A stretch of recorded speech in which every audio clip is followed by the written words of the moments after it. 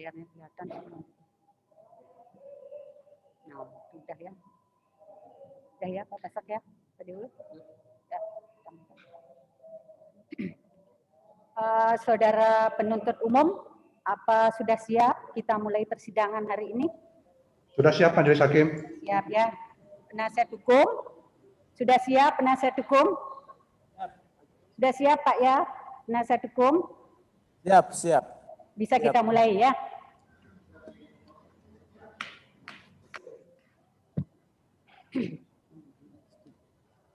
Sidang perkara pidana nomor 828 Pitsus 2020 Denpasar atas nama terdakwa I. Gede Aryastina alias Jering dinyatakan dibuka dan terbuka untuk umum. Saudara terdakwa, hari ini apakah saudara dalam keadaan sehat? Sehat, Yang Mulia. Dalam keadaan sehat ya? Ya, jadi sesuai dengan penundaan sidang yang lalu, hari ini eksepsi ya, eksepsi dari penasihat hukum dan terdakwa. Ya, apakah sudah siap? Baik, Majelis Hakim, eksepsi sudah siap. Jadi antara terdakwa dengan penasihat hukum dijadikan satu dalam eksepsi penasihat hukum. Apakah sesuai dengan yang kemarin itu dijelaskan sebelum dibacakan untuk dikirim ke pengadilan? Apa sudah dikirim? Sudah dikirim. Sudah dikirim. Email pengadilan. Sudah ada diterima panitera pengganti? Email pengadilan, coba tolong dicek. Ke mana dikirim Pak? Yang Mulia, pn.denpasar@gmail.com. Pak Elek mana? Ya, nanti di ini ya. Jadi siap untuk dibacakan ya hari ini ya. Penasihat hukum siap untuk dibacakan? Siap, Majelis Hakim. Kami sudah siap. Sudah siap ya. Silakan untuk dibaca. Baik, saya berdiri. Sebelum saya menyampaikan, sebelum saya membacakan ini, kami mau sampaikan eksepsi ini akan dibaca lengkap ya agar masyarakat atau publik mengetahui. Akan dibaca bergantian sehingga nanti mic ini akan beredar. Ya. Baik, terima kasih. Nota keberatan atas surat dakwaan penuntut umum dalam perkara pidana 828 Pitsus 2020 PN Denpasar atas nama terdakwa I. Gede Aryastina alias Jering. Diajukan oleh tim pembela yang tidak perlu saya sebut namanya, Iwayan Gendo Suwardana dan kawan-kawan. Disampaikan hari ini dalam persidangan yang terbuka untuk umum.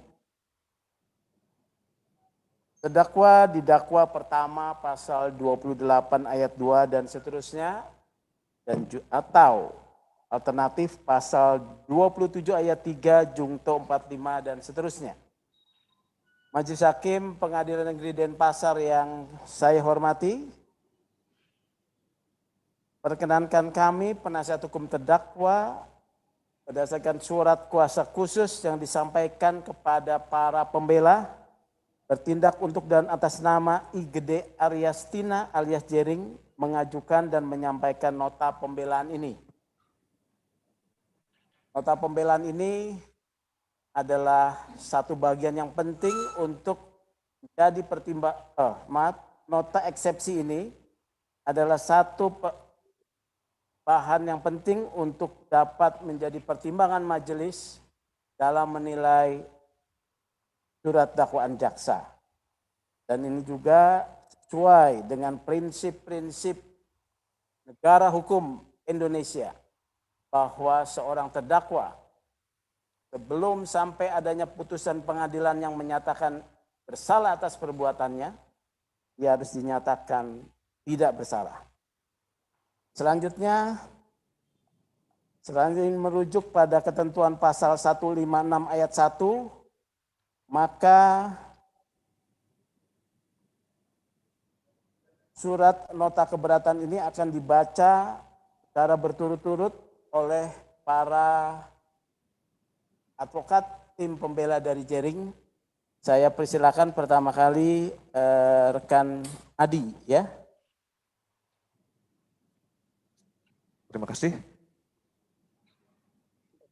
Nomor 1, pendahuluan. Majelis Hakim yang terhormat, penuntut umum yang kami hormati, terdakwa dan hadirin sidang yang kami hormati, serta sidang yang kami muliakan.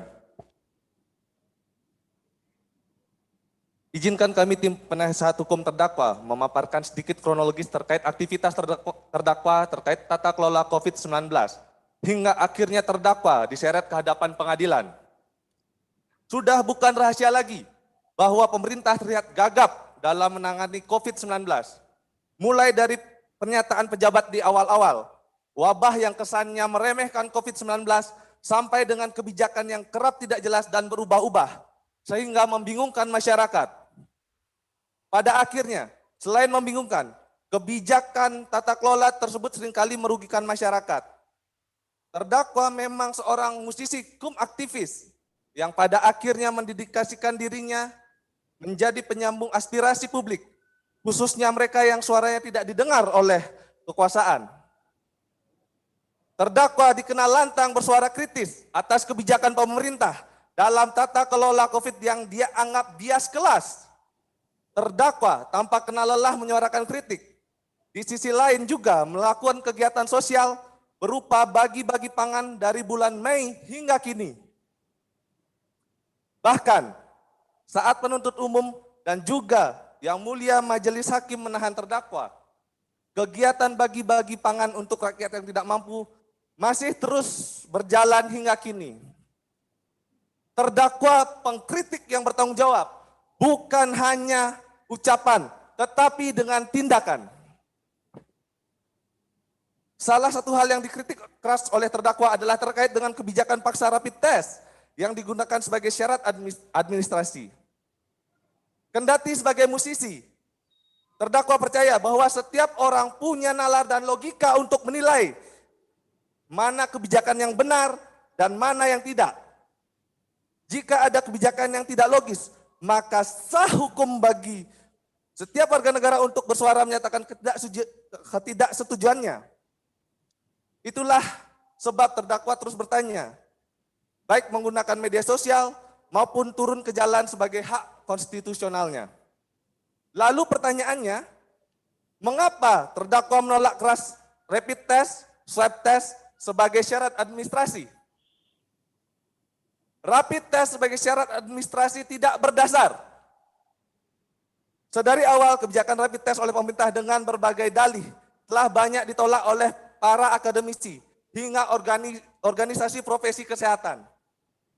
Pada pokoknya rapid test tidak tepat digunakan sebagai alat untuk pendeteksi virus karena sesungguhnya rapid test tidak tepat digunakan sebagai alat pendeteksi virus karena sesungguhnya rapid test hanya untuk mengecek antibodi. Oleh karenanya, kritik deras menghujam kebijakan penerapan rapid test karena tidak tepat sebagai alat diagnosa COVID-19. Pernyataan penolakan kebijakan rapid test sebagai syarat administrasi tersebut dikeluarkan oleh ahli virologi, ahli sel molekuler, juga organisasi seperti Perhimpunan Dokter Spesialis Patologi dan Spesialis Laboratorium Klinik PDS Patlin, dan juga Perhimpunan Rumah Sakit seluruh Indonesia. Bahkan, Lembaga Ombudsman RI terang-terangan menolak rapid test sebagai syarat administrasi karena diduga sebagai lahan bisnis. Alih-alih mengubah kebijakan menjadi efektif, tetapi sebaliknya, pemegang otoritas mewajibkan rapid test sebagai syarat administrasi mulai dari syarat berpergian, syarat mendapatkan sertifikat tatanan new normal, hingga syarat layanan kesehatan di rumah sakit. Di mana irasionalnya? Jika di rapid test, lalu hasilnya reaktif, maka dilanjutkan dengan swab test. Jika hasilnya sebaliknya, yakni non-reaktif, maka orang tersebut mendapatkan surat keterangan non-reaktif yang berlaku selama 14 hari. Artinya, selama 14 hari orang tersebut bebas bergerak kemana saja. Padahal senyatanya surat keterangan non-reaktif hasil rapid test atau bahkan swab test tidak menjamin orang kebal terhadap virus selama 14 hari seperti masa berlaku surat keterangan tersebut. Namun demikian, praktek keliru ini terus diterapkan oleh pemegang otoritas tanpa dasar yang jelas. Pada saat yang sama, media juga gencar memberitakan berbagai dampak negatif rapid test terhadap rakyat Indonesia. Utamanya terdakwa memperhatikan beberapa berita yang menyatakan bahwa ada beberapa ibu hamil yang kesulitan melakukan persalinan karena harus memenuhi prosedur rapid test. Mulai dari kesulitan biaya. Patut diingat, harga rapid test saat itu beragam dan sangat mahal. Sampai saat ini prosedur kewajiban rapid test dan jika reaktif mesti dilanjutkan dengan swab test sebelum dilakukan tindakan. Situasi yang selanjutnya diberitakan akhirnya ada ibu bersalin di depan rumah sakit, bahkan ada bayi yang meninggal karena prosedur tes COVID-19. Media memberitakan ada kejadian di Makassar, di Jawa Barat, dan lain-lain. Bahkan setelah terdakwa diproses dan ditahan pun, masih terjadi berbagai insiden yang diduga menyulitkan ibu hamil dan menyebabkan bayi meninggal karena prosedur rapid test yang diterapkan di rumah sakit.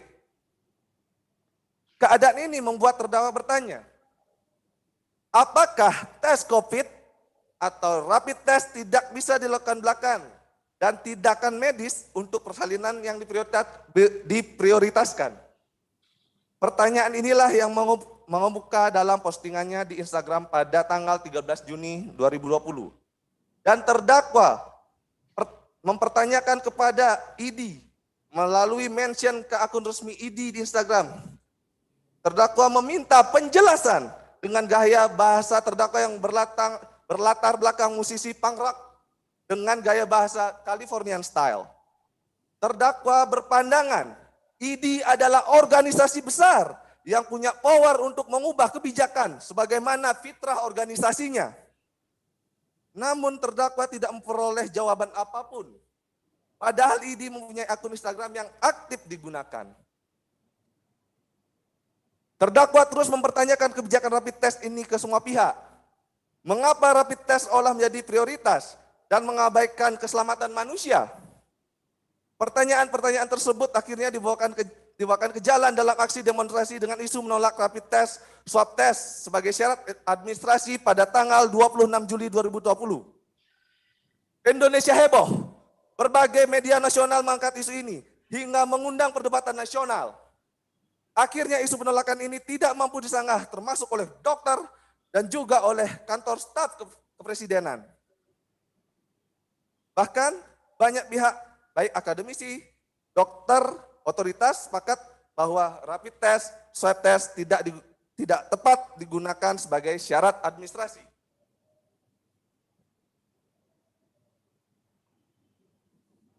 Peluang penyelesaian restoratif ditutup.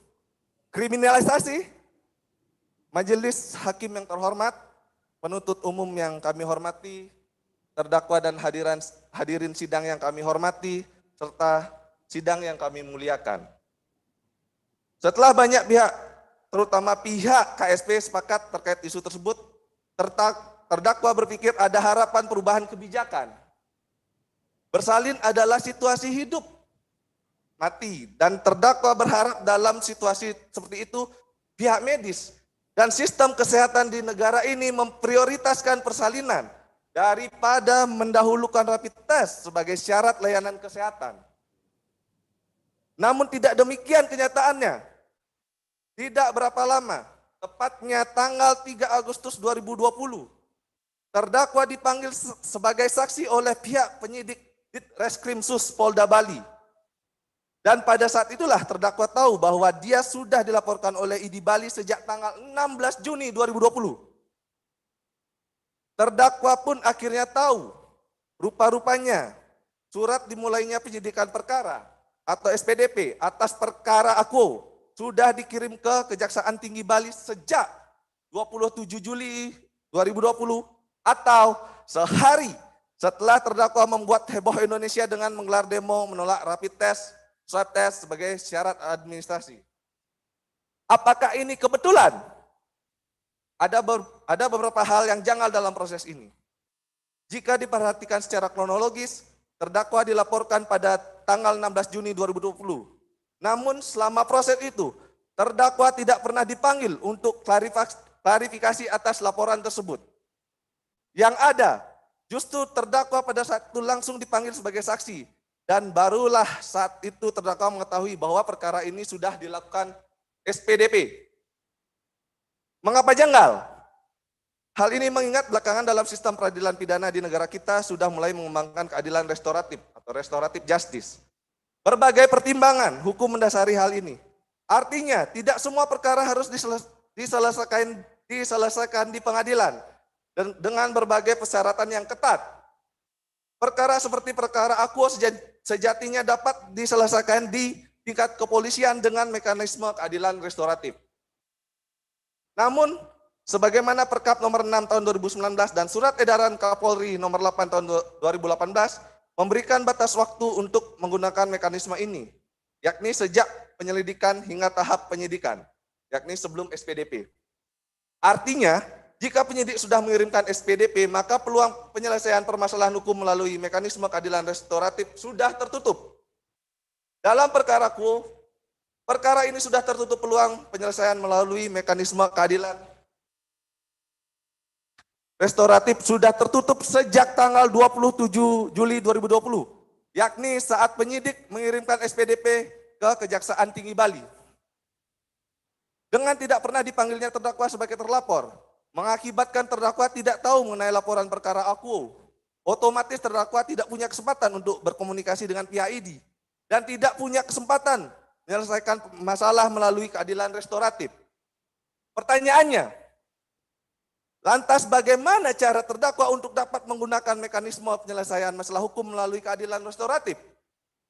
Padahal tersedia banyak waktu dari sejak tanggal 16 Juni 2020 hingga 26 Juli 2020 untuk dapat melakukan upaya mekanisme restoratif justice. Apakah penyidik tahu? Apakah penyidik tidak tahu hal ini ataukah penyidik memang tidak memberikan kesempatan bagi terdakwa untuk dapat menyelesaikan masalah hukum ini dengan mekanisme keadilan restoratif? Kejanggalan lain yang mencolok adalah tanggal pengiriman SPDP ke Kejaksaan Tinggi Bali, yakni pada tanggal 27 Juli 2020. Apakah ini sebuah kebetulan SPDP dikirimkan sehari setelah terdakwa dan kawan-kawan menggelar demo menolak rapid test, swab test sebagai syarat administrasi yang menghebohkan itu?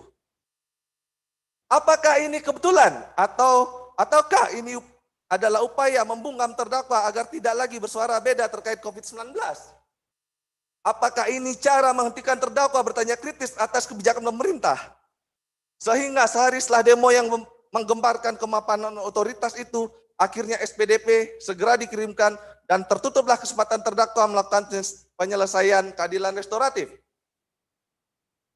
Pertanyaan-pertanyaan tersebut di atas sesungguhnya ditujukan untuk membuka tabir. Apakah jika kejahatan yang dituduhkan tidak dilakukan oleh orang yang selalu mempertanyakan kebijakan pemegang otoritas seperti terdakwa, prosesnya akan seperti ini? Tanpa ada kesempatan klarifikasi, tanpa ada kesempatan menempuh restoratif justice, apakah wajah hukum pidana di negara kita sudah sedemikian rupa sehingga melupakan asas hukum pidana yang krusial, yakni ultimum remedium atau hukum pidana sebagai jalan terakhir? Tidakkah sebenarnya perkara ini lebih mendekati bagian dari kebebasan menyampaikan pendapat dan ekspresi? Sebegitu banyak negara kita punya peraturan perundang-undangan, bahkan oleh konstitusi, dan hak berekspresi dan berpendapat adalah hak yang dijamin dan dilindungi.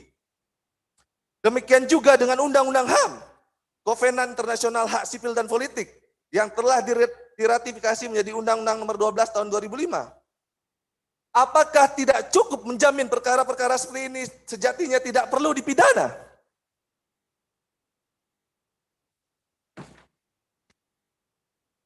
Semestinya, ID yang terdiri dari ribuan intelektual dengan berbagai strata pendidikan, dari dokter hingga profesor, tidak kesulitan menjawab pertanyaan terdakwa.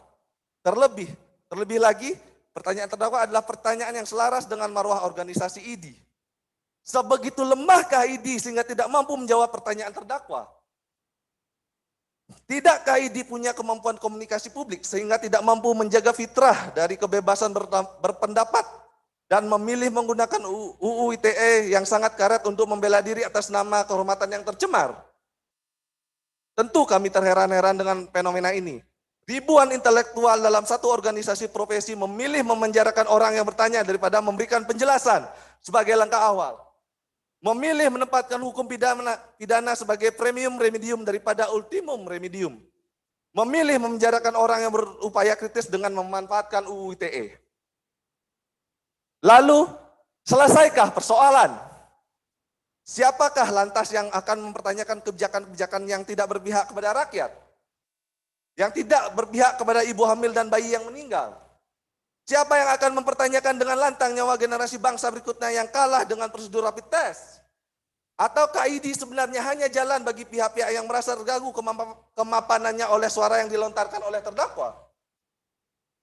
Apakah laporan ID hanya pintu masuk bagi pihak yang selama ini terganggu kepentingannya oleh terdakwa?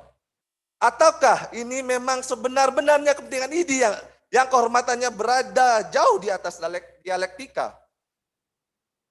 Kami merasa bahwa penggunaan UU ITE kepada orang yang bertanya kritis atas kebijakan yang tidak adil mengingatkan kami pada guru besar filsafat Sokrates, yang akhirnya harus dihukum mati karena pertanyaan-pertanyaan filosofisnya mengganggu kaum sofis. Mungkin orang yang paling subversif adalah orang yang selalu bertanya sebab memberi jawaban tidak begitu berbahaya, tetapi mengajukan satu pertanyaan akan memancing ledakan dibanding 1000 jawaban. Satu-satunya cara adalah menahan badannya, membui dia tanpa ampun, lalu mengadili dia dengan pasal-pasal karet yang karena kelenturannya dapat menjangkau sebuah tindakan menjadi sebuah kejahatan. Pun demikian, memperhatikan surat dakwaan penuntut umum yang dibuat dengan sedemikian singkat, waktu ternyata selaras dengan hasilnya. Hal mana surat dakwaan tersebut disusun dengan cacat formil, penuh ketidakcermatan, ketidakjelasan, dan ketidaklengkapan, sehingga surat dakwaan menjadi kabur atau obscure libel. Di samping itu, terlihat bahwa penuntut umum serampangan menyusun surat dakwaan sehingga pengetahuan penyusunan surat dakwaan yang fundamental tidak dapat diterapkan, yakni mengenai bentuk surat dakwaan yang disusun dengan dakwaan alternatif, tetapi surat dakwaan tidak mampu memenuhi kualifikasi dakwaan alternatif. Karena antara dakwaan pertama dan dakwaan kedua tidak ada yang saling mengecualikan. Hal mana kejanggalan dan kecerobohan dalam surat dakwaan tersebut akan kami uraikan dengan lebih detail pada bab 2 nota keberatan ini guna kepentingan penegakan keadilan tanpa diskriminasi. Selanjutnya saya persilahkan kepada Pak Fahmi Anwar. Izin melanjutkan Yang Mulia. Romawi 2, keberatan terhadap surat dakwaan. Majelis Hakim yang terhormat, penuntut umum yang kami hormati, terdakwa dan hadirin sidang yang kami hormati, serta sidang yang kami muliakan. Setelah kami membuka nota keberatan ini dengan sebuah uraian pendahuluan, izinkan kami menyampaikan pokok-pokok keberatan kami atas surat dakwaan dari penuntut umum.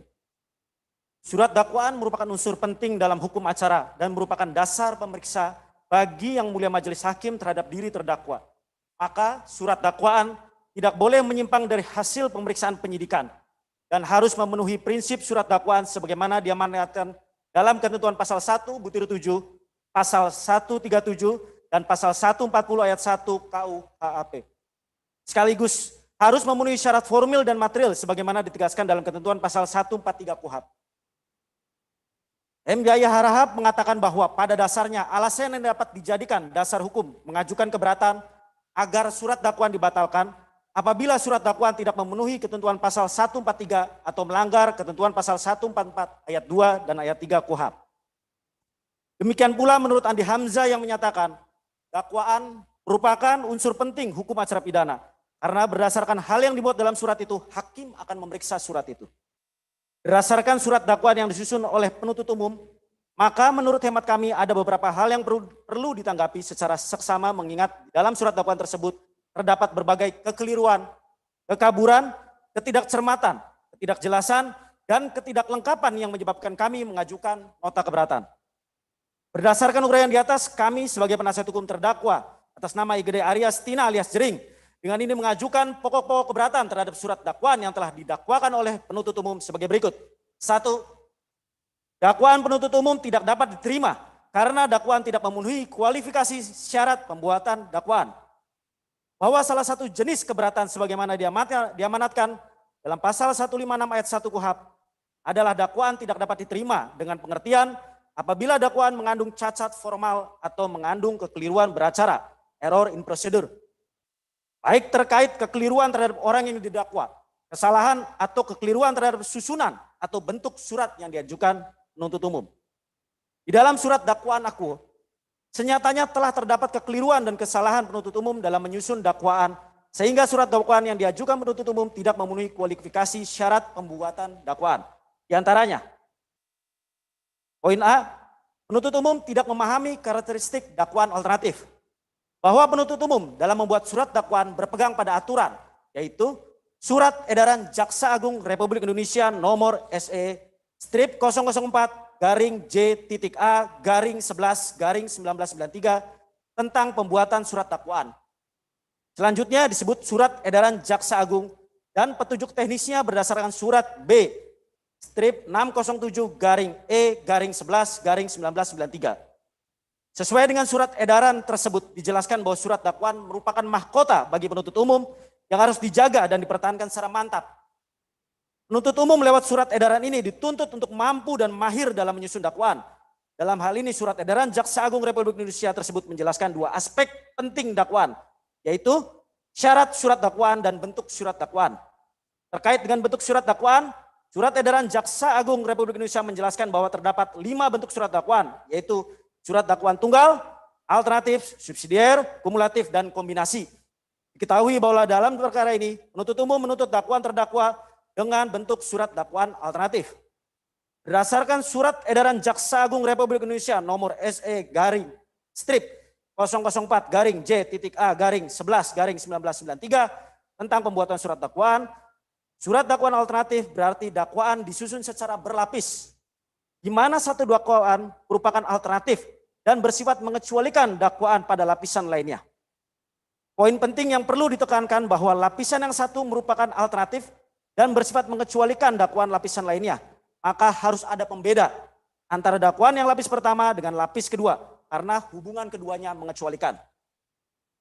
Dalam hal suatu kasus menggunakan dakwaan alternatif, maka penuntut umum harus mampu menguraikan pada masing-masing dakwaan apa pembedanya yang saling mengecualikan dari uraian yang dimuat dalam dakwaan. Dakwaan pertama memiliki uraian perbuatan yang ditujukan untuk penggunaan pasal alternatif pertama. Sedangkan dakwaan kedua memiliki uraian perbuatan yang ditujukan untuk penggunaan pasal alternatif kedua. Masing-masing uraian berdiri sendiri. Contoh yang diberikan dalam surat edaran Jaksa Agung Republik Indonesia adalah tindak pidana pencurian dengan tindak pidana penadahan. Jelas uraian perbuatan untuk memenuhi tindak pidana pencurian akan berbeda dengan uraian perbuatan untuk memenuhi tindak pidana penadahan. Pengecualian terdapat pada unsur apakah barang yang diambil dan dimiliki tersebut merupakan milik orang lain atau patut diduga merupakan hasil tindak pidana. Dalam kondisi ini, jaksa menggunakan dakwaan alternatif karena belum mendapatkan kepastian dari unsur pembeda tersebut. Dalam dakwaan ini, penuntut umum sama sekali tidak menjelaskan apa unsur yang saling mengecualikan antara pasal 27 ayat 3 Undang-Undang ITE dengan pasal 28 ayat 2 Undang-Undang ITE yang mengakibatkan penuntut umum menggunakan dakwaan alternatif. Sedangkan kedua pasal dakwaan ini sama sekali tidak saling mengecualikan. Hal ini dapat diuraikan sebagai berikut. Pertama, pasal 27 ayat 3 Undang-Undang ITE ditujukan untuk melakukan penghinaan secara individu melalui tuduhan untuk diketahui umum sebagaimana harus merujuk pasal 310 dan pasal 311 KUHP. Merupakan delik aduan absolut sehingga korban harus disebutkan namanya secara tegas dan jelas untuk memastikan adanya kesengajaan dengan tujuan merendahkan martabat orang. Sedangkan pasal 27 ayat 2 Undang-Undang ITE tidak harus bersifat tuduhan, melainkan informasi yang merupakan penghasutan untuk menimbulkan rasa kebencian dan permusuhan dengan mendasarkan pada suku, agama, ras, dan antar golongan atau sara bukan individu. Sedangkan apa yang dilakukan penuntut umum dalam dakwaan akuo adalah dakwaan yang tidak jelas dengan mempercampur adukan surat dakwaan tanpa memberikan pengecualian sebagaimana harusnya dakwaan alternatif disusun. Penuntut umum pada dakwaan pertama menggunakan uraian yang sama sekali tidak dialternatifkan dengan dakwaan kedua, bahkan cenderung copy paste. Padahal secara jelas dinyatakan bahwa dakwaan pertama adalah tentang perbuatan yang diatur dalam pasal 28 ayat 2, junto pasal 45 huruf A ayat 2 Undang-Undang ITE tentang dengan sengaja dan tanpa hak menyebarkan informasi yang ditujukan untuk menimbulkan rasa kebencian atau permusuhan individu dan atau kelompok masyarakat tertentu berdasarkan suku, agama, ras, dan antar golongan atau sara. Perbuatan berdasarkan pasal ini tidak sama sekali ditujukan untuk penghinaan atau pencemaran nama baik seperti yang diuraikan penuntut umum dalam halaman 3 dakwaan akwal. Huruf B, rumusan dakwaan tentang perbuatan berlanjut tidak lengkap.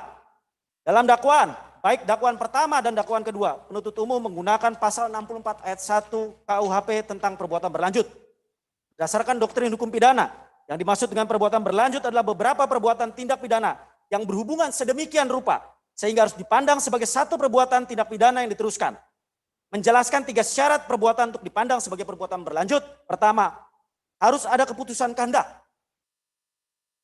Kami ulangi, pertama harus ada keputusan kehendak dari si pembuat yang melanggar peraturan pidana yang bersangkutan dan menjadi sumber semua delik yang dilakukan. Akan tetapi ada kemungkinan bahwa untuk tiap-tiap delik tersebut masih diperlukan keputusan untuk berkehendak sendiri. Kedua, delik-delik harus sejenis. Ketiga, waktu diantara dilakukan tiap-tiap delik tidak boleh terlalu lama. Dengan adanya hubungan antara tiap-tiap keputusan kehendak untuk melakukan suatu delik yang sejenis, maka hal itu sudah cukup membuktikan adanya perbuatan berlanjut. Menurut Hansel Winkel Suringa, hubungan itu dapat ditafsirkan mengejar suatu tujuan yang diwujudkan dengan melakukan beberapa delik berturut-turut. Menurut John Kurz, masing-masing keputusan kehendak untuk melakukan perbuatan sejenis yang konkret itu merupakan penjelmaan dari suatu maksud jahat yang sama. Remenlik menyatakan dapat saja perbuatan ini berdiri sendiri satu sama lain, namun saling berkaitan. Kesimpulannya, bahwa suatu perbuatan berlanjut adalah suatu delik yang masing-masing berdiri sendiri. Akan tetapi antara tiap-tiap delik ada hubungan tertentu. Perbuatan-perbuatan yang diuraikan oleh penuntut umum adalah 2 perbuatan membuat postingan oleh terdakwa, yaitu postingan pada tanggal 13 Juni 2020 terkait dengan kacung WHO soal rapid test, postingan tanggal 15 Juni 2020 terkait dramatisasi kematian dokter di Indonesia. Jika penuntut umum menilai bahwa kedua perbuatan berlanjut, kami ulangi, jika penuntut umum menilai bahwa kedua perbuatan tersebut sebagai perbuatan berlanjut, maka seharusnya penuntut umum harus menguraikan masing-masing perbuatan tersebut memenuhi unsur-unsur tindak pidana sesuai dakwaan, sesuai dengan penjelasan mengenai syarat uraian lengkap. Untuk menjamin kelengkapan dakwaan, penuntut umum pada dakwaan pertama harus menjelaskan bahwa postingan terdakwa tentang kacung WHO dan juga postingan tentang dramatisasi kematian dokter sama-sama berasal dari kesatuan niat jahat yang sama terkait dengan ujaran kebencian. Untuk menjamin kelengkapan dakwaan kedua, penuntut umum dalam dakwaan kedua yang juga memuat pasal tentang perbuatan berlanjut harus juga menguraikan postingan terdakwa tentang kacung WHO dan juga postingan tentang dramatisasi kematian dokter sama-sama berasal dari kesatuan niat jahat yang sama terkait dengan penghinaan atau pencemaran nama baik. Dalam dakwaan tidak ada uraian lengkap soal perbuatan terdakwa yang membuat 2 postingan tersebut sebagai satu kesatuan niat yang sama ataupun sebagai satu kesatuan perbuatan atau tujuan yang sama. Secara konten pun masing-masing postingan tersebut memiliki muatan yang berbeda sehingga tidak memenuhi bentuk surat dakwaan alternatif yang berarti dakwaan disusun secara berlapis, di mana satu dakwaan merupakan alternatif dan bersifat mengecualikan dakwaan pada lapisan lainnya. Oleh karenanya, uraian tentang perbuatan berlanjut gagal dimuat dalam dakwaan saudara jaksa penuntut umum. Dengan demikian, kegagalan dari penuntut umum dalam memenuhi kualifikasi syarat pembuatan surat dakwaan dalam perkara akwal baik disebabkan karena penuntut umum tidak memahami karakteristik dakwaan alternatif, sehingga dakwaan yang disusun tidak jelas dengan mencampur adukan semua dakwaan tanpa memberikan pengecualian, sebagaimana harusnya dakwaan alternatif disusun, dan kegagalan penuntut umum merumuskan dakwaan tentang perbuatan berlanjut secara lengkap, maka surat dakwaan sepatutnya dinyatakan tidak dapat diterima. Mohon izin rekan melanjutkan. Izin yang mulia melanjutkan. 2. Dakwaan penuntut umum kabur atau obscure libel. Pasal 143 ayat 2 KUHP secara tegas menyatakan penuntut umum membuat surat dakwaan yang berisi uraian secara cermat, jelas dan lengkap mengenai tindak pidana yang didakwakan dengan menyebutkan waktu dan tempat tindak pidana dilakukan. Ketentuan tersebut senyatanya memberi batasan mengenai syarat pengajuan penyusunan surat dakwaan. Namun demikian, di dalam KUHP memang tidak dijelaskan dalam hal apa surat dakwaan harus dibatalkan. Namun ditegaskan dalam pasal 143 ayat 3 KUHP bahwa surat dakwaan yang tidak memenuhi ketentuan pasal 143 ayat 2 huruf B KUHP adalah batal demi hukum. Hal demikian lebih lanjut dinyatakan oleh Yahya Harahap. Pembahasan dan penerapan KUHP Jakarta Pustaka Kartini 1985 halaman 663 sampai dengan halaman 664 selengkapnya sebagai berikut. Pada dasarnya alasan yang dapat dijadikan dasar hukum mengajukan keberatan agar surat dakwaan dibatalkan apabila surat dakwaan tidak memenuhi ketentuan pasal 143 ayat 143 atau melanggar ketentuan pasal 144 ayat 2 dan ayat 3 KUHP. Berdasarkan pasal 143 ayat 2 huruf A dan huruf B KUHP telah mengatur mengenai penyusunan surat dakwaan yang mengandung syarat formil yakni menyatakan nama, umur, tanggal lahir, pekerjaan terdakwa, sedangkan untuk syarat material yakni surat dakwaan harus menguraikan tindak pidana secara cermat, jelas, dan lengkap. Menyebut waktu dan tempat tindak pidana itu dilakukan. Demikian pula berdasarkan prinsip dan doktrin acara pidana menyatakan terkait dengan surat dakwaan harus mengandung dua, yakni harus mengandung uraian perbuatan dan peristiwa yang menyatakan terjadinya fight which dalam uraian pembuatan peristiwa harus ternyata pula unsur-unsur yuridis dari pasal-pasal yang didakwakan, yuridis elemen. Uraian dakwaan harus mengandung gambaran peristiwa dan perbuatan pidana yang termuat dalam unsur-unsur tindak pidana yang didakwakan. Mengenai maksud dan surat dakwaan harus menguraikan tindak pidana secara cermat, jelas dan lengkap, menyebut waktu dan tempat tindak pidana dilakukan memang tidak ditemukan dalam penjelasan dalam pasal 143 KUHP. Namun demikian, berdasarkan berbagai referensi hukum dan pendapat dari beberapa ahli, demikian pula praktek peradilan termasuk jurisprudensi Mahkamah Agung telah didapatkan pengertian mengenai maksud cermat, jelas dan lengkap. Hal mana dapat kami jelaskan sebagai berikut. Pengertian cermat. Yang dimaksud dengan cermat adalah ketelitian dalam merumuskan surat dakwaan sehingga tidak terdapat kekurangan atau kekeliruan yang dapat mengakibatkan tidak dapat dibuktikan dakwaan itu sendiri. Pengertian jelas. Yang dimaksud dengan jelas adalah kejelasan mengenai rumusan unsur-unsur delik yang didakwakan, sekaligus dipandukan dengan uraian perbuatan material, fakta perbuatan yang dilakukan oleh terdakwa dalam surat dakwaan. Pengertian lengkap. Yang dimaksud dengan lengkap adalah uraian dari surat dakwaan yang mencakup semua unsur-unsur delik yang dimaksud yang dipandukan dalam uraian mengenai keadaan serta peristiwa dalam hubungan dengan perbuatan material yang didakwakan sebagai telah dilakukan terdakwa. Selanjutnya mengenai pengertian tersebut, menurut jurisprudensi Mahkamah Agung Republik Indonesia nomor 492 K/KR/1981 tertanggal 8 Januari 1983 Junto Putusan Tinggi Banjarmasin tanggal 20 April 1981 nomor 1881-P.S-PT-BJM.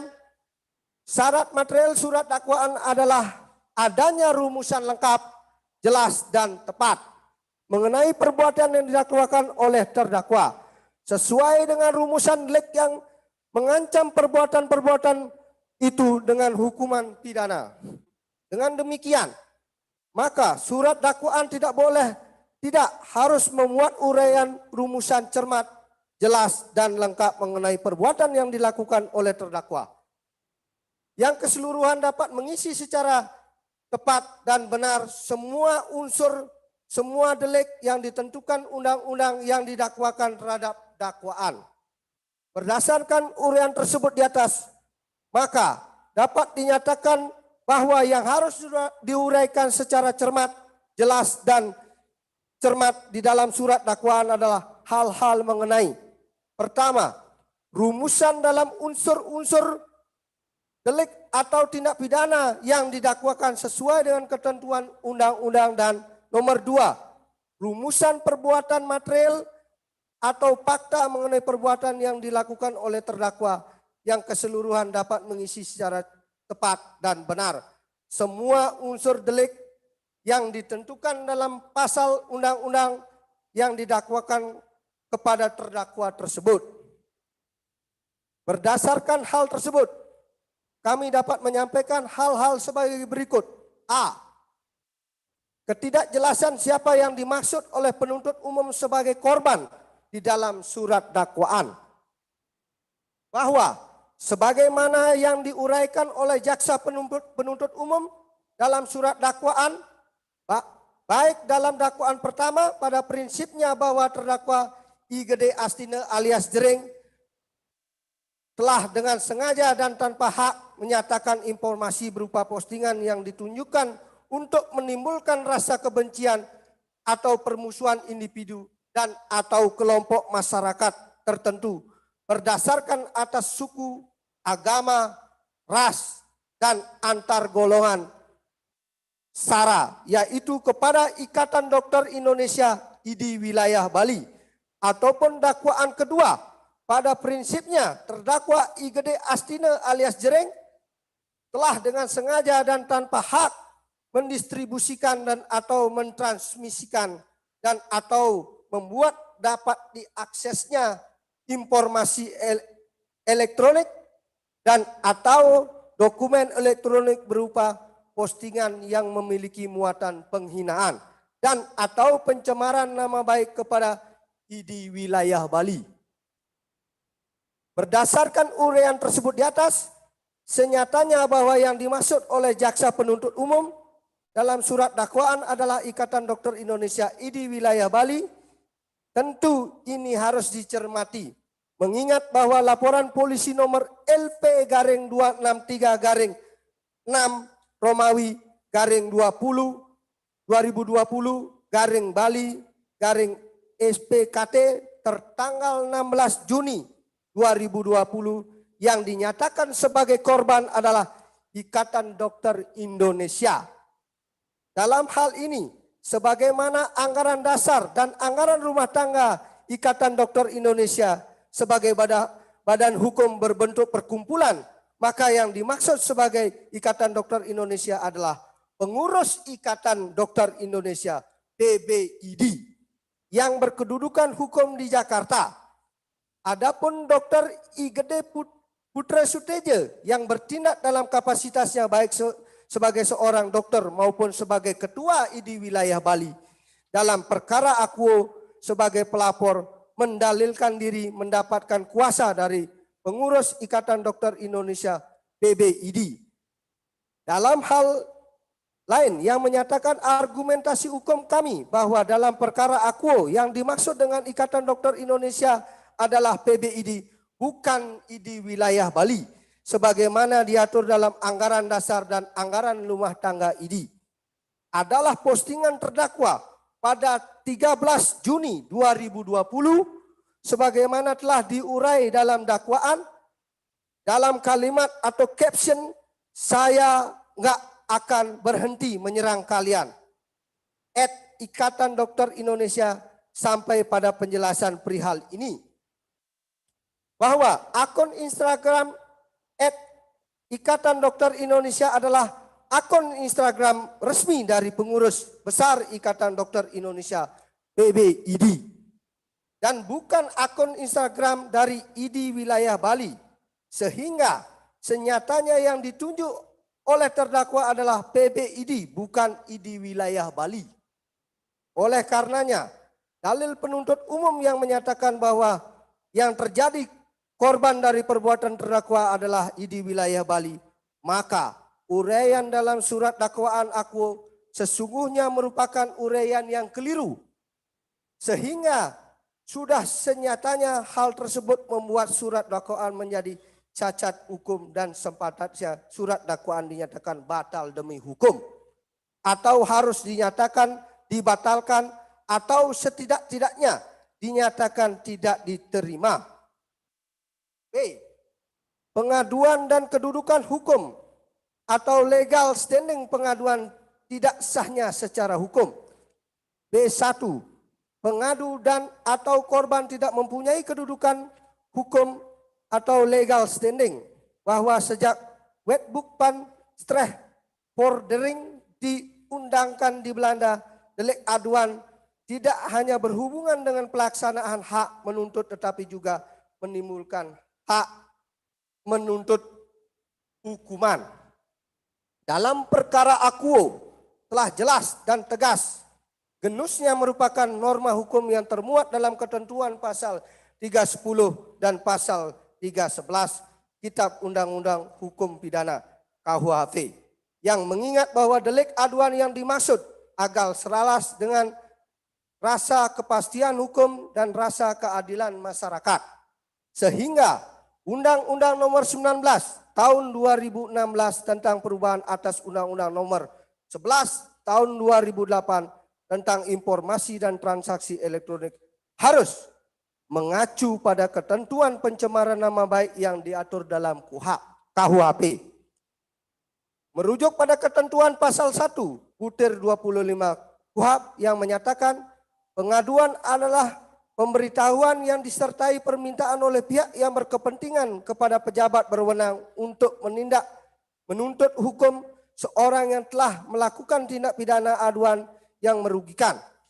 Sejalan dengan ketentuan hukum tersebut, menurut Dr. Randus PAF Lamintang, maka yang dimaksud dengan pengaduan adalah suatu laporan dengan permintaan atau dilakukan penuntutan terhadap orang tertentu, atau dalam kata lain dengan permintaan agar dilakukan penuntutan terhadap pelakunya yang disebutkan pengaduan tersebut. Maka unsur penghinaan harus ditunjukkan pada kehormatan atau baik seseorang sehingga delik itu merupakan absolut, yang dalam keadaan apapun merupakan delik aduan absolut. Oleh karenanya, perbuatan yang dimaksud dalam perbuatan penghinaan hanya dapat diproses apabila diadukan oleh orang yang merasa dirugikan atau telah menjadi korban.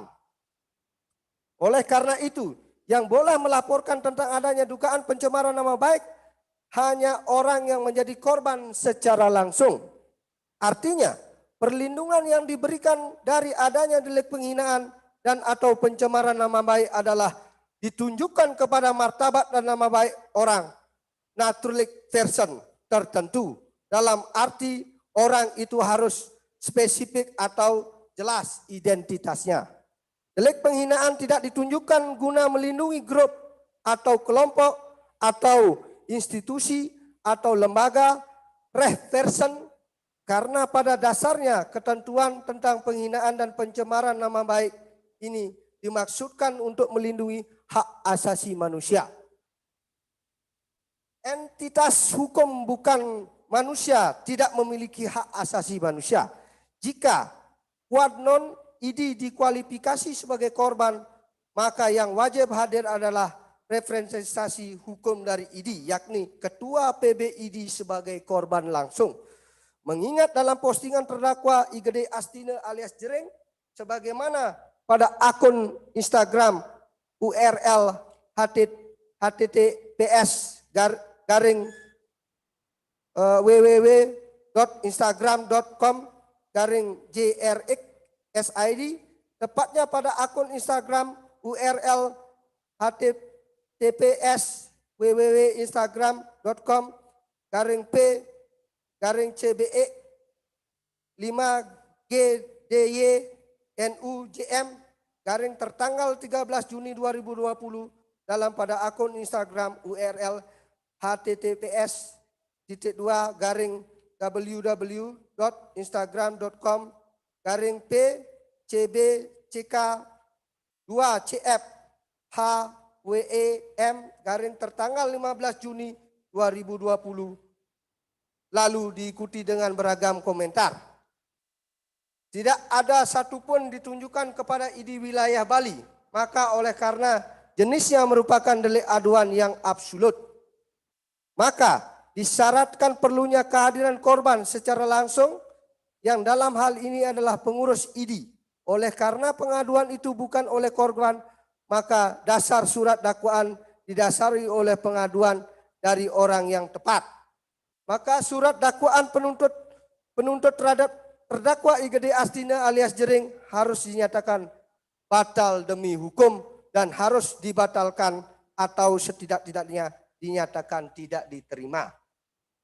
Bahwa merupakan fakta hukum pada laporan polisi LP 2-263-2020-Bali-SPKT tertanggal 16 Juli 2020 maupun pada surat dakwaan Akuo mengadu dalam hal ini adalah Dr. IGD Putra Suteja yang bertindak dalam kapasitasnya baik sebagai seorang dokter maupun sebagai ketua ID wilayah Bali yang melaporkan terdakwa IGD Astina alias Jering atau postingan di akun Instagram milik terdakwa IGD Astina alias Jering yang dinilai penuntut umum mengadu bahwa kata-kata terdakwa IGD Astina alias Jering yang diposting di akun Instagramnya terdapat dinilai memenuhi unsur ujaran kebencian, telah menyudutkan profesi dokter sehingga martabat dan nama baik dokter merasa direndahkan. Kemudian ditegaskan pada surat dakwaan pertama bahwa postingan terdakwa IGD Astina alias Jering telah menimbulkan rasa kebencian atau permusuhan individu dan atau kelompok masyarakat tertentu berdasarkan atas suku, agama, ras dan antar golongan SARA, yaitu kepada ID wilayah Bali atau pada surat dakwaan kedua terdakwa IGD Astina alias Jering telah dengan sengaja dan tanpa hak mendistribusikan dan atau mentransmisikan dan atau membuat dalam dapat diaksesnya informasi elektronik dan atau dokumen elektronik berupa postingan yang memiliki muatan penghinaan dan atau pencemaran nama baik kepada ID wilayah Bali.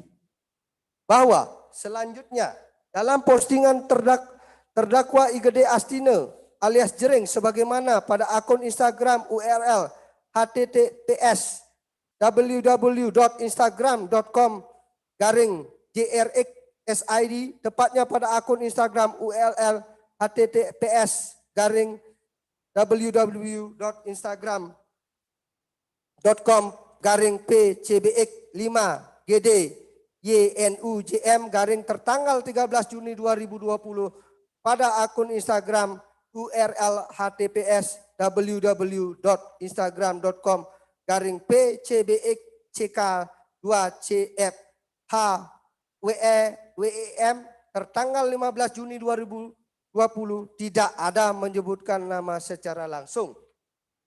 Maka apabila suatu pernyataan tidak ada menyebutkan nama secara langsung, maka apabila pernyataan kami ulang yang mulia, pernyataan tersebut tidak memiliki muatan penghinaan, itulah pentingnya penyebutan nama yang diikuti oleh dengan adanya tuduhan. Oleh karena pengaduan ini bukan oleh korban, maka surat dakwaan tidak didasari oleh pengaduan dari orang yang tepat. Bahkan dalam surat dakwaan yang menjadi korban bukanlah individu, melainkan lembaga perkumpulan di mana Ikatan Dokter Indonesia sebagai lembaga perkumpulan tidak mempunyai kualitas sebagai korban. Oleh karena surat dakwaan Akuo patut dinyatakan batal demi hukum dan harus dibatalkan atau setidak-tidaknya dinyatakan tidak diterima. Izin dilanjutkan oleh rekan kami yang mulia. Mohon izin yang mulia untuk melanjutkan. B.2, surat kuasa pengaduan cacat hukum sehingga tidak sah secara hukum. keabsahan kedudukan hukum atau legal standing dari pengadu atau korban diukur melalui surat kuasa. Menurut M. Yahya Harahap dalam buku Hukum Acara Pidana tentang gugatan, persidangan, penyitaan, pembuktian, dan putusan pengadilan, setidak-tidaknya surat kuasa yang memenuhi syarat formil adalah surat kuasa dengan bentuk akte di bawah tangan, wajib dibubuhi tanda tangan pemberi dan penerima kuasa, serta mencantumkan tanggal penandatanganan. Keabsahan surat kuasa khusus yang berbentuk akte di bawah tangan tercipta terhitung sejak tanggal penandatanganan oleh para pihak. Apabila syarat tersebut tidak terpenuhi, maka memiliki akibat hukum. 1. Surat kuasa cacat formil. Yang kedua, dengan sendirinya kedudukan kuasa sebagai pihak formil mewakili pemberi kuasa tidak sah. Sehingga gugatan yang ditandatangani kuasa tidak sah dan gugatan yang diajukan tidak dapat diterima. Dalam perkara akuo yang digunakan sebagai dasar hukum oleh Dr. IGD Putra Sutejo selaku pengadu untuk melaporkan terdakwa adalah surat kuasa dari Pengurus Besar Ikatan Dokter Indonesia tertanggal 15 Juni 2020. Dalam surat kuasa tersebut hanya mencantumkan tanda tangan dari pemberi kuasa dan tidak ada mencantumkan tanda tangan penerima kuasa. Tidak ditandatanganinya surat kuasa oleh penerima kuasa menunjukkan surat kuasa yang digunakan oleh Dr. IGD Putra Sutejo selaku pengadu atau korban untuk melaporkan terdakwa IGD Arya Astina alias Jering cacat formil. Dan oleh karena surat kuasa yang digunakan oleh Dr. IGD Putra Sutejo selaku pengadu dan atau korban cacat formil, maka dengan sendirinya seharusnya proses laporan hingga pemeriksaan di persidangan ini tidak dapat dilakukan. Oleh sebab itu, sudah sepantasnya surat dakwaan dinyatakan batal demi hukum atau harus dibatalkan atau setidak-tidaknya dinyatakan tidak diterima. Dengan demikian dalam hubungan pengertian delik aduan sebagai delik yang hanya dapat dituntut karena adanya pengaduan, oleh sebab tidak adanya pengadu secara langsung dari korban, hal mana Ikatan Dokter Indonesia merupakan lembaga perkumpulan dan ditambah dengan tidak sahnya surat kuasa yang digunakan oleh Dr. IGD Putra Sutejo untuk melaporkan perkara akuo, maka menurut hukum pengaduan tersebut tidak sah. Oleh karenanya surat dakwaan penuntut umum terhadap terdakwa IGD Arya Astina alias Jering dinyatakan batal demi hukum atau harus dibatalkan atau setidak-tidaknya dinyatakan tidak diterima. Poin C, surat dakwaan saudara jaksa penuntut umum hanya berdasarkan asumsi, bukan berdasarkan fakta hukum. Bahwa baik dalam dakwaan pertama ataupun dalam dakwaan kedua, jaksa penuntut umum menyebutkan bahwa terdakwa dengan sengaja membuat postingan pada media Instagram melalui akun IG @jrxsid. Karena terdakwa mengetahui postingan tersebut akan mendapatkan perhatian dari masyarakat banyak dan menjadi ramai di media sosial serta memperoleh komentar yang beragam. Oleh karena terdakwa adalah seorang public figure sebagai anggota grup band Superman is Dead SID yang memiliki fan yang cukup banyak tersebar di seluruh Indonesia bahkan sampai ke mancanegara.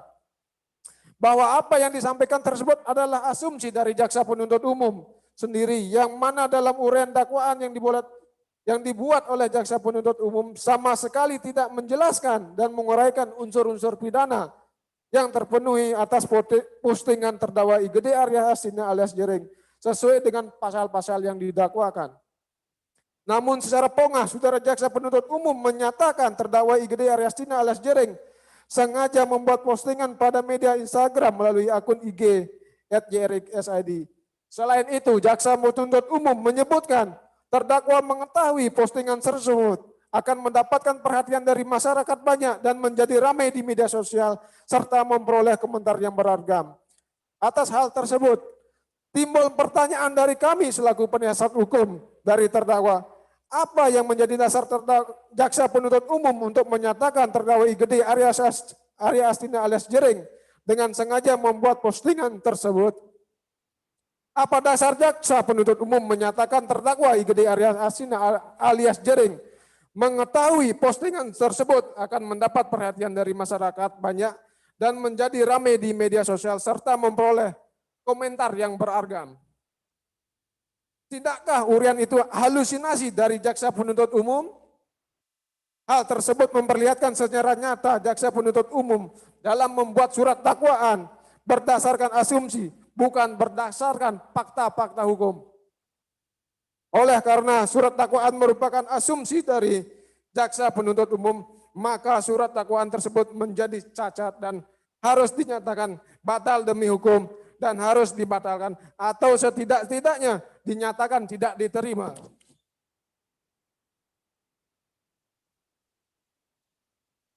Poin D, penuntut umum mencampur adukan unsur-unsur yang didakwakan. Bahwa sebagaimana telah kami uraikan di awal, sebagaimana dalam surat dakwaan jaksa penuntut umum mendakwa terdakwa melanggar pertama pasal 28 ayat 2 junto pasal 45 huruf H ayat 2 Undang-Undang nomor 19 tahun 2016 tentang perubahan Undang-Undang nomor 11 tahun 2008 tentang informasi dan transaksi elektronik junto pasal 64 ayat 1 Kitab Undang-Undang Hukum Pidana, atau kedua pasal 27 ayat 3 junto pasal 45 ayat 3 Undang-Undang nomor 19 tahun 2016 tentang perubahan atas Undang-Undang nomor 11 tahun 2008 tentang informasi dan transaksi elektronik junto pasal 64 ayat 1 Kitab Undang-Undang Hukum Pidana. Pada pokoknya unsur-unsur dalam pasal 28 ayat 2 junto pasal 45 ayat 2 Undang-Undang ITE dengan pasal 27 ayat 3 junto pasal 45 ayat 3 Undang-Undang ITE adalah berbeda jauh. Namun demikian, urian jaksa penuntut umum pada akhirnya mencampur adukan dakwaan pertama dan kedua, seolah-olah kedua pasal yang didakwakan dalam dakwaan pertama atau jaksaan kedua mengandung unsur yang sama. Hal ini dapat dijelaskan sebagai berikut. Pada dakwaan pertama, jaksa penuntut umum menguraikan akibat dari perbuatan terdakwa sebagai berikut. Bahwa akibat perbuatan terdakwa membuat postingan pada media sosial Instagram pada tanggal 13 Juni dan tanggal 15 Juni 2020 yang bernada membuat kebencian dan atau permusuhan dan atau penghinaan atau pencemaran nama baik terhadap Ikatan Dokter Indonesia. Sehingga ID merasa sangat terhina dan dibenci oleh sebagian masyarakat Indonesia dan dirugikan baik material maupun imaterial. Bila dicermati kalimat di atas pada bagian yang bernada membuat kebencian dan atau permusuhan dan atau penghinaan atau pencemaran baik terhadap Ikatan Dokter Indonesia sehingga ID merasa sangat terhina dan dibenci, adalah urian dakwaan yang mencampur adukan antara delik kebencian dan atau permusuhan dengan penghinaan atau pencemaran nama baik. Bagaimana logika jaksa penuntut umum mendalilkan sebuah akibat dari perbuatan melanggar pasal 28 ayat 2 Undang-Undang ITE yang pada dasarnya adalah delik menyebarkan rasa kebencian dan permusuhan berdasarkan sara, lalu didalilkan juga pula melakukan penghinaan atau pencemaran nama baik, sehingga mengakibatkan ID merasa sangat terhina dan dibenci. Unsur mana dalam pasal 28 ayat 2 junto pasal 45 ayat 2 Undang-Undang ITE memuat rumusan delik penghinaan? Bagaimana penjelasan logis dari urian unsur pasal 28 ayat 2 junto pasal 45 ayat 2 Undang-Undang ITE dapat menimbulkan akibat terhinanya Ikatan Dokter Indonesia alias ID? Bukankah terkait dengan delik penghinaan dalam Undang-Undang ITE senyatanya telah diatur dalam pasal 27 ayat 3 junto pasal 45 ayat 3 Undang-Undang ITE.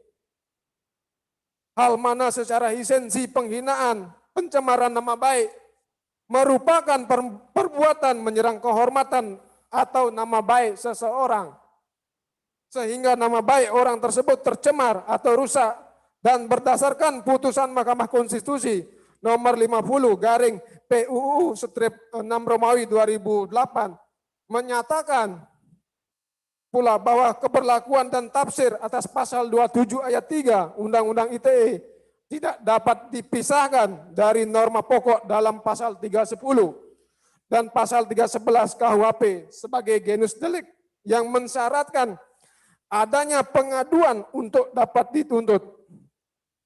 Sedangkan pasal 28 ayat 2 junto pasal 45 ayat 2 Undang-Undang ITE telah tentu berbeda sangat jauh unsurnya dengan pasal 27 ayat 3 junto pasal 45 ayat 3 Undang-Undang ITE.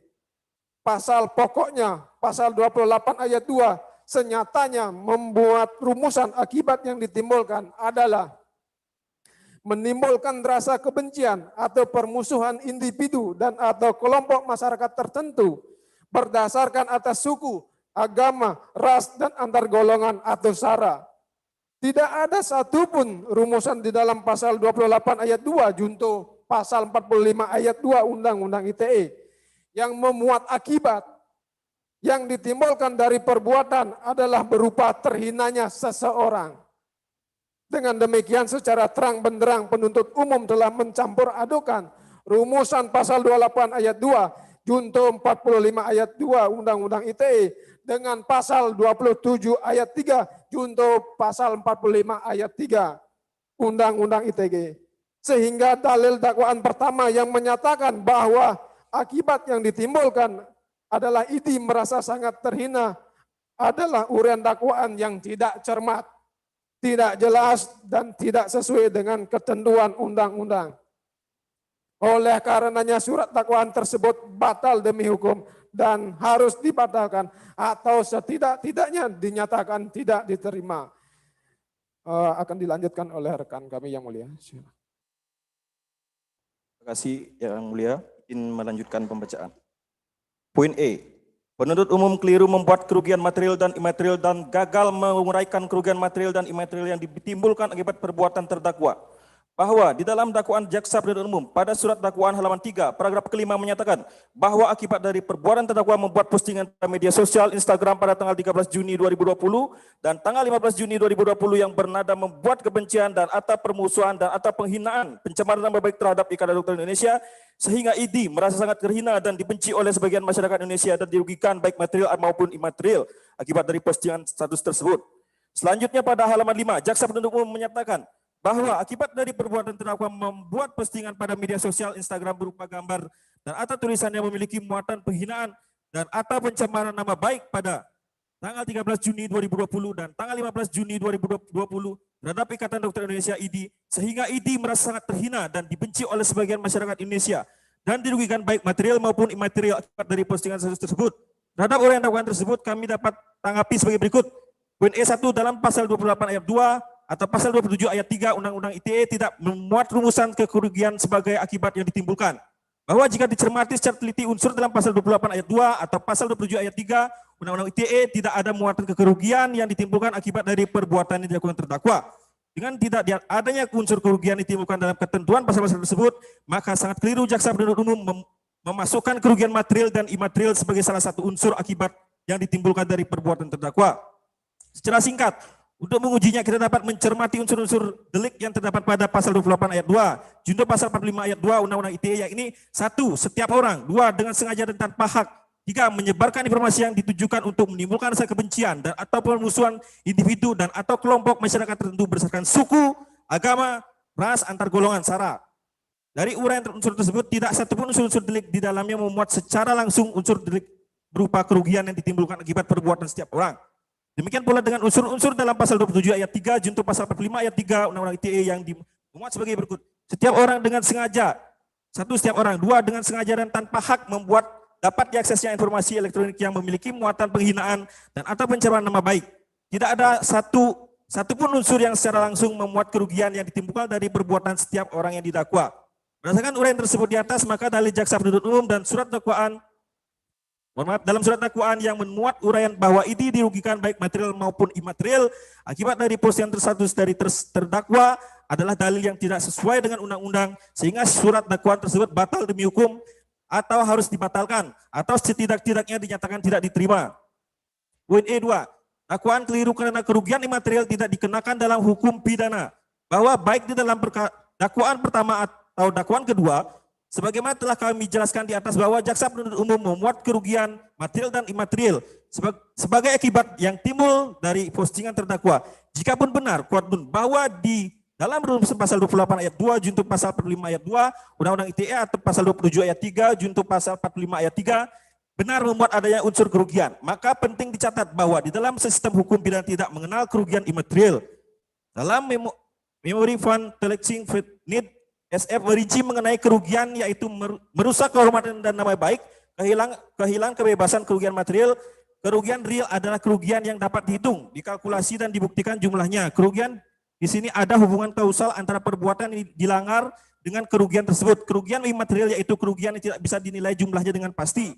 Oleh karena itu merupakan ukuran objektif yang digunakan oleh majelis hakim dalam memeriksa mengenai surat dakwaan bahwa isi rumusan surat dakwaan harus memperinci jelas terutama mengenai kerugian tersebut apabila tidak mengakibatkan batalnya surat dakwaan.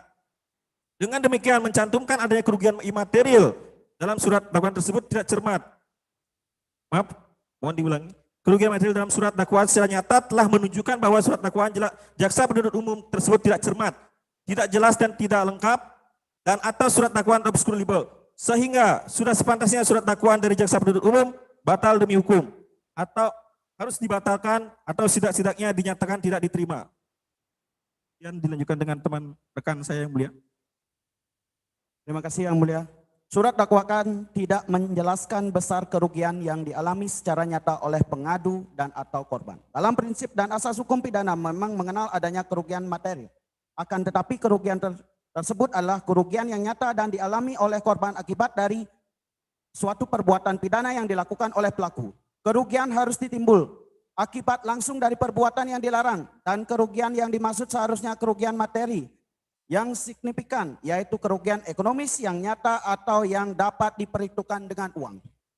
Jikapun benar dalil penuntut umum yang menuntut unsur kerugian material yang ditimbulkan akibat postingan terdakwa, maka sudah seharusnya penuntut umum menguraikan mengenai kerugian material yang timbul dari perbuatan terdakwa.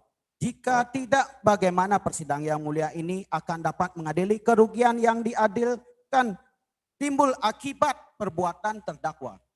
Hal ini mengingat bahwa yang dimaksud kerugian material adalah kerugian material yang signifikan, yaitu kerugian ekonomis yang nyata atau yang dapat diperhitungkan dengan uang. Lantas bagaimana persidangan ini akan memeriksa dan mengadili terkait kerugian material yang didalilkan jaksa penuntut umum jika tidak diuraikan secara terperinci kerugian material yang ditimbulkan. Selanjutnya, jika tidak diuraikan secara terperinci terkait dengan kerugian yang ditimbulkan terdakwa, lalu bagaimana dapat dibuktikan bahwa kerugian yang didalilkan timbul tersebut adalah kerugian yang nyata dan adalah kerugian yang langsung ditimbulkan akibat postingan dari terdakwa. Dalam surat dakwaan perkara akuo, senyatanya jaksa penuntut umum dalam surat dakwaannya sebagaimana yang telah dikemukakan di atas pada intinya mendalilkan oleh karena perbuatan terdakwa telah membuat Ikatan Dokter Indonesia selaku pengadu dan atau korban mengalami kerugian material.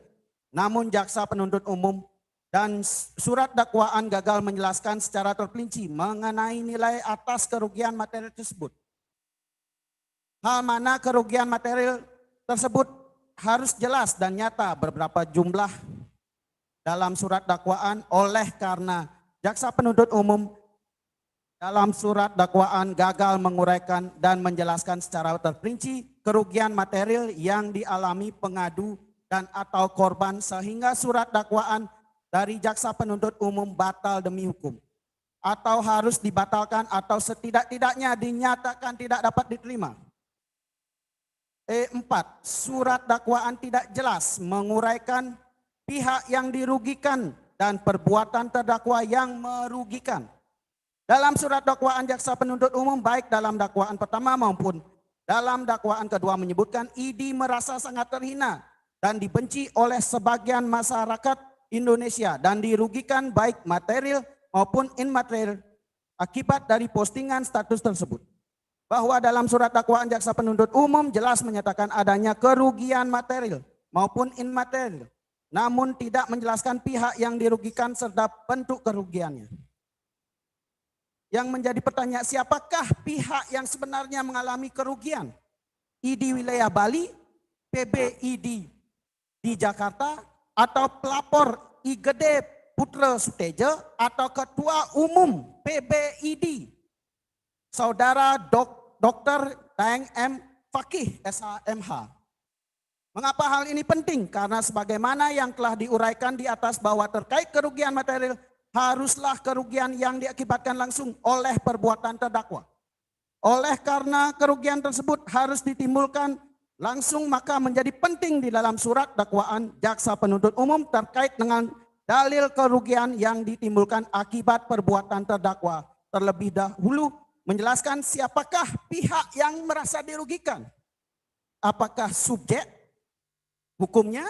Jika subjek hukum, apakah subjek hukum langsung atau orang lain? Bila itu sudah diuraikan dan terperinci selanjutnya di dalam surat dakwaan, sepatutnya juga menguraikan bentuk-bentuk perbuatan terdakwa yang didalilkan menimbulkan kerugian kepada subjek hukum yang dirugikan dalam perkara aku. Jika itu tidak diuraikan secara rigid dan detail, lalu bagaimana pengadilan dapat memeriksa dan mengadili suatu dalil yang tidak pernah dimuat secara rigid dan terperinci dalam surat dakwaan, sedangkan semua penegak hukum pasti mengetahui bahwa surat dakwaan adalah sangat fundamental dalam peradilan pidana. Selanjutnya, untuk menguji adanya kerugian baik kerugian secara material maupun secara imaterial, pengadu dan atau korban seharusnya mengajukan gugatan ke pengadilan, yang mana hal tersebut masuk ke ranah hukum perdata, bukan malah melaporkan kepada pihak kepolisian. Oleh karena surat dakwaan dari saudara penuntut umum tidak jelas, sehingga sudah sepatutnya surat dakwaan tersebut batal demi hukum, atau harus dibatalkan, atau setidak-tidaknya dinyatakan tidak dapat diterima. F. Penuntut umum tidak menjelaskan alat yang digunakan untuk membuat dan mengunggah postingan dalam surat dakwaan penuntut umum, baik dalam dakwaan ke-1 maupun dakwaan kedua. Tidak ada satupun menjelaskan alat yang digunakan oleh terdakwa untuk membuat dan mengunggah 2 postingan di Instagram yang dilaporkan oleh Ikatan Dokter Indonesia tersebut. Apakah postingan tersebut dibuat dan diunggah melalui handphone? Apakah melalui komputer? Merek apa yang digunakan? Oleh karena penuntut umum dalam surat dakwaan tidak menjelaskan mengenai alat apa yang digunakan oleh terdakwa untuk memuat yang mengunggah kedua postingan tersebut, sudah sepatutnya dan senyatanya surat dakwaan tersebut tidak lengkap, dan oleh karenanya sudah sepatutnya surat dakwaan dari penuntut umum batal demi hukum dan atau harus dibatalkan atau setidak-tidaknya dinyatakan tidak dapat diterima. G. Surat dakwaan tidak sesuai dengan ketentuan pasal 183 KUHP. Bahwa surat dakwaan penuntut umum tidak sesuai dengan ketentuan pasal 183 KUHP yang menyatakan hakim tidak boleh menjatuhkan pidana kepada seorang kecuali apabila dengan sekurang-kurangnya 2 alat bukti yang sah ia memperoleh keyakinan bahwa suatu tindakan pidana benar-benar terjadi, bahwa terdakwalah yang bersalah melakukannya. Dikarenakan di dalam surat dakwaan tidak jelas adanya keterangan saksi, keterangan ahli, surat petunjuk, dan keterangan terdakwa yang menguatkan bahwa postingan dari terdakwa IGD Ariastina telah melanggar hukum. Saudara jaksa penuntut umum hanya menjelaskan berdasarkan postingan terdakwa. Dan setelah saudara jaksa penuntut umum memiliki pendapat atau asumsi sendiri berkaitan posting tersebut sebagaimana yang telah kami sampaikan di atas. Oleh karena surat dakwaan dari saudara jaksa penuntut umum tidak lengkap, sehingga tidak sepatutnya surat dakwaan tersebut batal demi hukum atau harus dibatalkan atau setidak-tidaknya dinyatakan tidak dapat diterima. Selanjutnya akan dilanjutkan oleh rekan kami, Bapak Sugeng.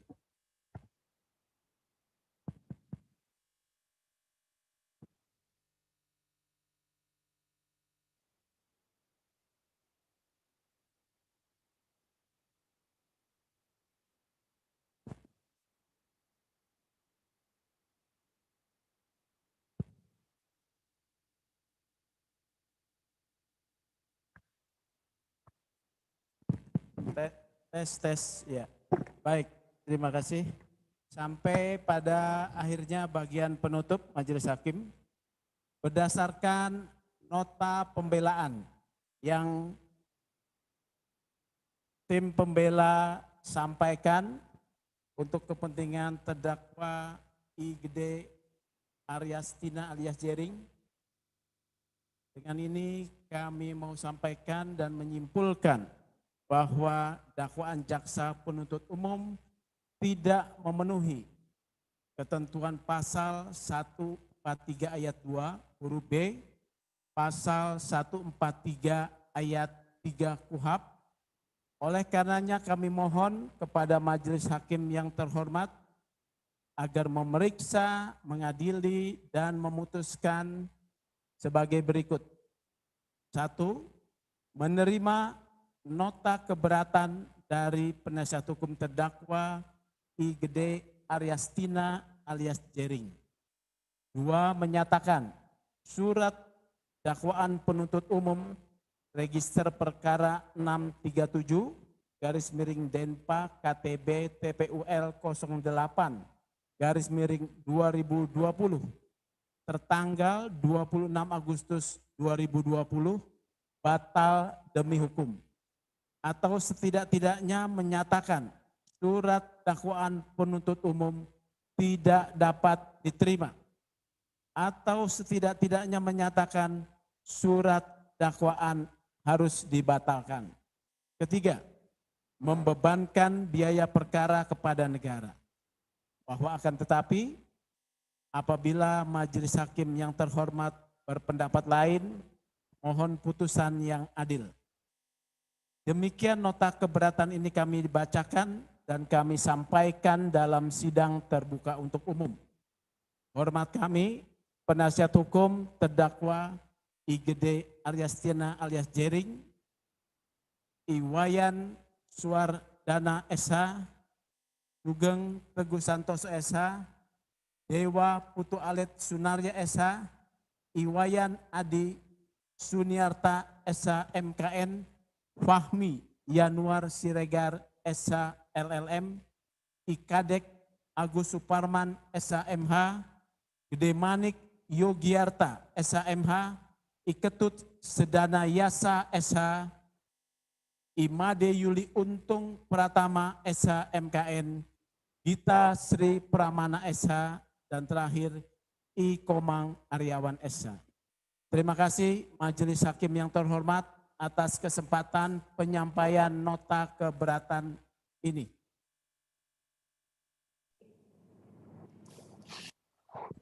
Kita sudah dengarkan bersama uraian eksepsi daripada terdakwa dan penasihat hukum terdakwa.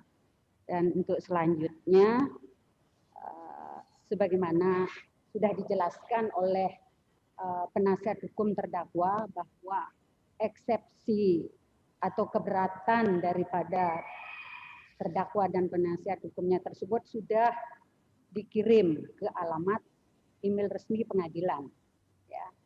Untuk itu, agar fisik daripada eksepsi atau keberatan dari terdakwa atau penasihat hukum terdakwa tersebut, agar dikirim setelah selesai persidangan ini melalui PTSP pengadilan untuk dijadikan arsip dalam berkas perkara. Sedangkan untuk penuntut umum, pengadilan akan meneruskan mengirim ke alamat email penuntut umum atau kejaksaan ke alamat email yang resmi. Jadi demikian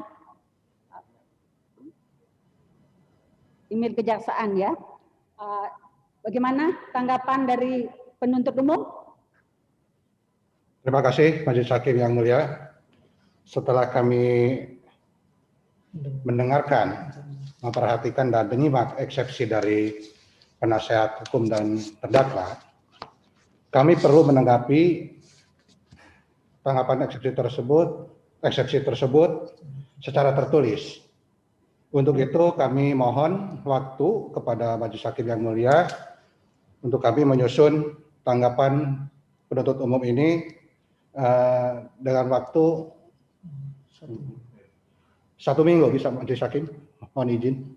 Ya, tentang itu kan belum saya tanyakan. Ya, saya tanyakan cara pengiriman eksepsi ini terlebih dahulu ya. Itu yang saya ingin dengar pendapat dari penuntut umum ya. Ya, untuk selanjutnya tentang eksepsi ini seperti yang saudara jelaskan tadi, meminta waktu untuk menanggapi ya, memberikan tanggapan atau pendapat ya. Jadi sesuai dengan court calendar yang sudah kita susun ya, kita jadwalkan untuk tanggapan dari penuntut umum itu kita laksanakan pada hari Kamis tanggal 1 Oktober 2020. Demikian ya, penuntut umum. Siap, Majelis Hakim. Ya.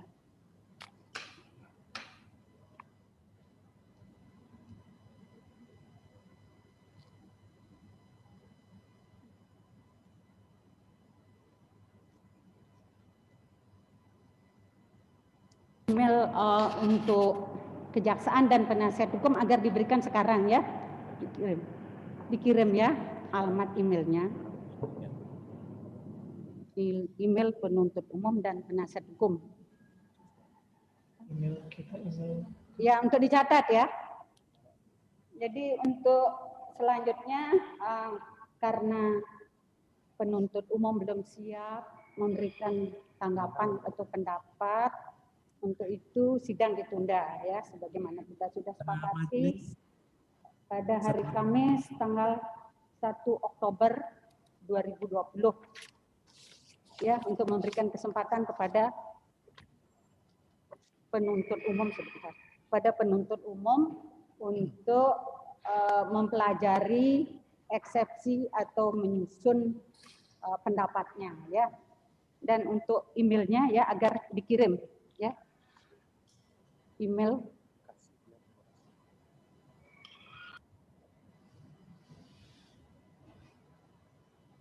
penuntut umum agar dibacakan ya alamat emailnya, demikian pula dari penasihat hukum ya. Apa Kejati Bali itu ya? Iya, Pidum Kejati Bali. Supaya dibacakan. Biar dicatat. Apa namanya? Mana? Dari penasihat hukum dulu sudah punya alamat emailnya. Alamat emailnya. Pidum Kejati Bali sambungnya. Mohon dicatat untuk alamat email dari tim penasihat hukum terdakwa adalah GLO gendolaoffice@gmail.com. Huruf kecil. Agak keras sedikit ya. GLO gendolaoffice@gmail.com. Ya. Sudah itu lengkap ya. Selanjutnya dari penuntut umum agar diberikan alamat emailnya. Mohon izin yang mulia, alamat email kami adalah pidumkejatibali@yahoo.co.id. Kami ulangi. Ya. pidumkejatibali@yahoo.co.id. Terima kasih yang mulia. Huruf kecil yang mulia. Ya, jadi sudah sama-sama mencatat ya. Jadi kita tunda persidangan untuk memberikan kesempatan kepada penuntut umum untuk mempelajari eksepsi dan menyusun tanggapannya. Kita jadwalkan pada hari Kamis tanggal 1 Oktober 2020 dengan perintah kepada penuntut umum untuk tetap menghadirkan terdakwa pada persidangan yang akan datang. Jam 10 pagi. Majelis Ya. sebelum ditutup Ya, ada silakan. kami tim pembela tetap bermohon agar persidangan bisa dilakukan secara offline. Khususnya nanti sekiranya putusan sela memutuskan persidangan dilanjutkan, maka persidangan untuk proses pembuktian diadakan secara offline. Karena kita mendapatkan satu contoh yang baik di PN Jakarta Pusat dalam kondisi PSBB di Jakarta, status merah, persidangan atas nama terdakwa Pinangki dilakukan secara offline sesuai dengan SEMA nomor 1 tahun 2020. Jadi kami sampaikan persidangan bisa dilakukan secara offline. Terima kasih Majelis Hakim yang terhormat. Ya, tentang usul saudara tersebut, majelis akan bermusyawarah terlebih dahulu. Namun tetap untuk tanggapan atau pendapat penuntut umum terhadap eksepsi yang diajukan oleh terdakwa atau penasihat hukum terdakwa, kita untuk sementara masih tetap ya melakukan sidang secara online. Demikian ya.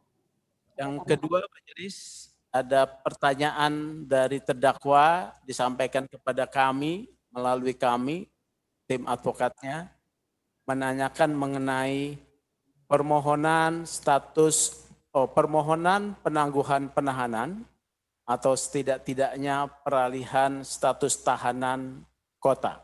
Terima kasih majelis. Itu juga nanti kita akan pertimbangkan ya. Ini sidang sudah kita persingkat ya, sudah kita laksanakan Selasa, Kamis ya, untuk agar persidangan ini dapat terlaksana dengan waktu yang sesingkat-singkatnya. Ya, demikian. Mungkin ada tambahan dari rekan kami, anggota, hakim anggota. Sudah cukup? Tambahan lagi? Kiranya demikian ya. Masih ada pertanyaan? Sudah cukup? Mohon izin Majelis Hakim. Sudah cukup ya? Oh, dari penuntut umum? Ya. Ya.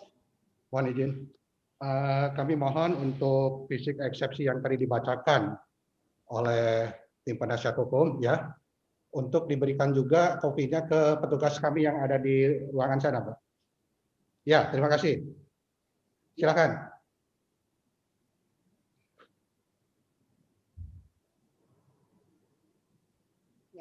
Ya, makasih. Demikian Mas Hakim, terima kasih. Ya, jadi sudah diserahkan fisiknya ya oleh kepada petugas yang ada di sana. Jadi demikian, sidang akan dilanjutkan kembali hari Kamis tanggal 1 Oktober 2020 dengan agenda tanggapan atau pendapat daripada penuntut umum. Dengan demikian, sidang dinyatakan selesai dan ditutup.